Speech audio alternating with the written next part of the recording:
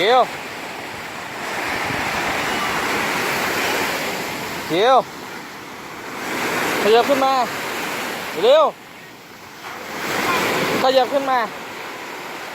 อ๋อพูดไม่รู้เรื่องนี่แม่มานั่งเล่นแถวนี้ไหมค่อยส่งให้กันก็ได้หรอก